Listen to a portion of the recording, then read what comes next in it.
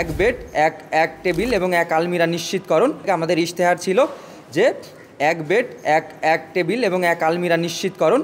তো সেই জায়গা থেকে আমরা সেটি নিশ্চিত করতে তার প্রাথমিক ধাপ হিসেবে আমরা আজকে আমাদের এক্সটেনশনের যে সকল শিক্ষার্থীরা নিদারুণ কষ্টে ফ্লোরিং করে রাত্রি যাপন করছিলেন তাদেরকে আমরা 100 চৌকি দিতে পারছি।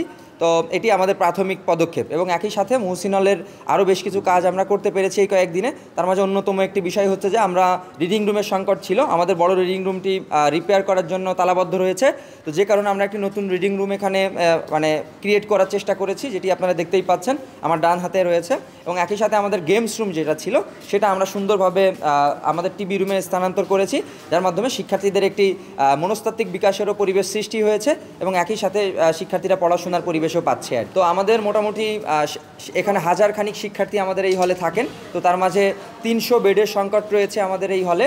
তো 300 বেডের সংকটের জায়গা থেকে প্রাথমিক জায়গা থেকে আমরা 100 বেড দিতে পারছি এই সপ্তাহে, এবং পরবর্তী সপ্তাহে আমরা আরও 200 বেড আমরা দিতে পারবো। তো এরই মাধ্যমে মহসিন হলের যে বেডের যে সংকট সেটি পুরোপুরি কেটে উঠবে ইনশাআল্লাহ, এটি আমরা মনে করছি, আশাবাদী এই জায়গা থেকে। খাবারের যে বিষয় সেটি হচ্ছে যে আমাদের শিক্ষার্থীদের দীর্ঘদিনের যে দাবি সেটি ছিল এমন যে আমরা কোয়ালিটিফুল খাবার এখানে নিশ্চিত করব।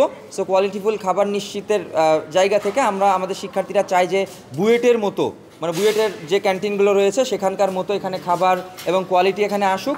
তো সেই জায়গা থেকে আমরা প্রাথমিকভাবে আমাদের কমিটি করেছি আমার নির্বাচিত সদস্যদের মাধ্যমে, যারা বুয়েটে গতকালকে ভিজিট করেছে এবং সেখানে তাদেরকে দাবি জানিয়ে এসেছে যে তারা যেন এখানে আসে আবেদনপত্র দেয়। তো আমরা বুয়েটের যারা ক্যাটারার রয়েছেন তারা এখানে আবেদনপত্র দিচ্ছেন, আমরা তাদের আবেদনপত্রগুলো যাচাই বাছাই করে হল প্রশাসনের মাধ্যমে একটি সুন্দর সিস্টেমের বুয়েটের যে কোয়ালিটিফুল যে খাদ্য সেটি আমরা মহসিন হলে নিশ্চিত করব এবং শিক্ষার্থীরা এটাকেই স্বাগত জানাচ্ছে। বর্তমান যে ক্যাটারার রয়েছেন আমাদের হলে, তো শিক্ষার্থীরা তার উপরে নাখোশ এবং তাকে যে কোনো কথা বললেই তিনি আসলে সায় প্রদান করেন, কিন্তু পরবর্তীতে কোনো পরিবর্তন আমরা দেখতে পাইনি কখনোই। তো যে কারণে আমরা আমাদের শিক্ষার্থীদেরও দাবি এটি যে আমরা এটি পরিবর্তন চাই এবং পরিবর্তনের মাধ্যমে শুধুমাত্র ব্যক্তি পরিবর্তন নাই, সিস্টেম পরিবর্তনের মাধ্যমে আমরা যে বুয়েটের যে সিস্টেম এখানে আমরা ইন্ট্রোডিউস করতে চাই এবং এর মাধ্যমে মহসিন হলের খাবারের যে সংকট এই সংকট আমরা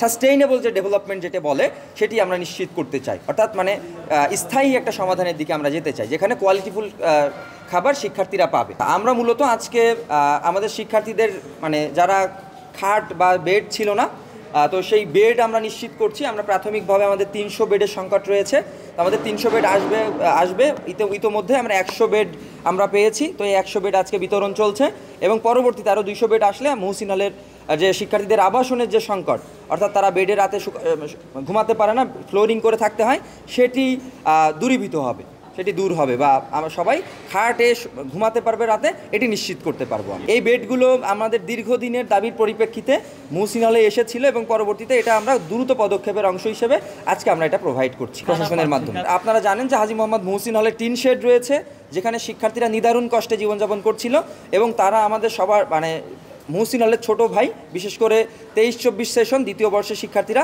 তো আমরা শুরু করছি আমাদের ছোটদের মাধ্যমে। সো ছোটদের কষ্ট লাঘব হওয়ার পরে আমরা ক্রমান্বয়ে বড়দের কষ্টগুলো আমরা দেখবো আর কি, ইন্ট্রোডিউস করবো আর কি। দেশে দেশে সবার সাথে দ্য নিউজ।